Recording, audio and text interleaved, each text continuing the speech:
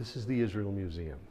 In this place, Bible history comes alive. If they find something in the country, they dig it up, they bring it here, they put it on display, because it proves a couple of things. First of all, God's covenant with Israel is an everlasting covenant. This place was his. He claimed it for himself. But also it proves the Bible. Every time a shovel goes into the ground, somebody once said, another skeptic is buried.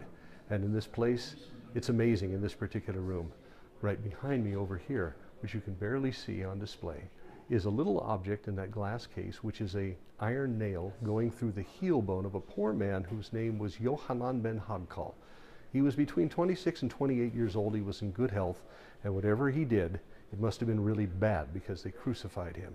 This particular man's remains was found in an ossuary, which is a bone box. You can see it right over here.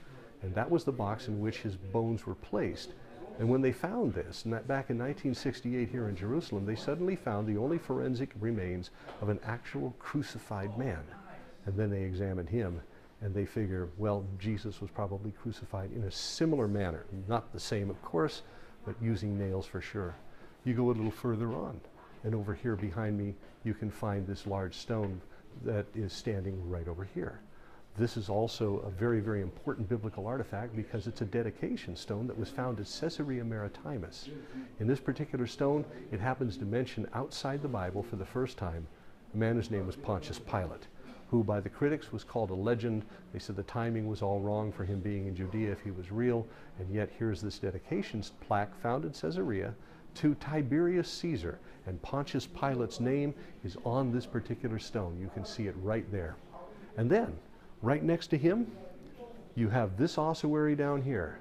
This ossuary, a bone box, once again, they would take a person, they would put them in a tomb for about a year until they dried out. The family would come back, they would take their bones, and they would put them into a box that was larger than the largest bone in the human body, which would be a femur.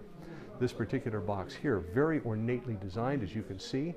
This is Caiaphas the high priest's ossuary, the same Caiaphas that put Jesus on trial in those kangaroo courts on the night that he was betrayed.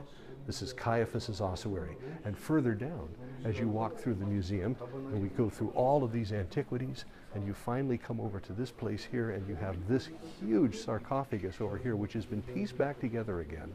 This was found just outside of Bethlehem in a place called the Herodium. This is King Herod the Great's sarcophagus. He was buried in this, and then at some point somebody had broken into the tomb, whether to plunder it or just because they hated Herod, and they smashed it to bits. The archaeologists have since removed it and put it all back together again. Herod the Great, the guy who killed the children, who was trying to destroy Jesus way back when he was born, same Herod. The guy who built the Temple Mount as it is today, even though it's not a shadow of what it used to be. The man who built up all of this region. He was a little man. As a guide in Israel once described him as Danny DeVito with a crown, a little guy with a really bad attitude. And here he was put into this sarcophagus and buried in the site of Herodium, one of his great fortresses, and just recently he was found again. Well, there's a little living history lesson just from the Israel Museum, and this is only one portion of one room in this vast, wonderful museum. Oh, I hope you can come here someday. The Bible comes alive because it was all true. God bless you.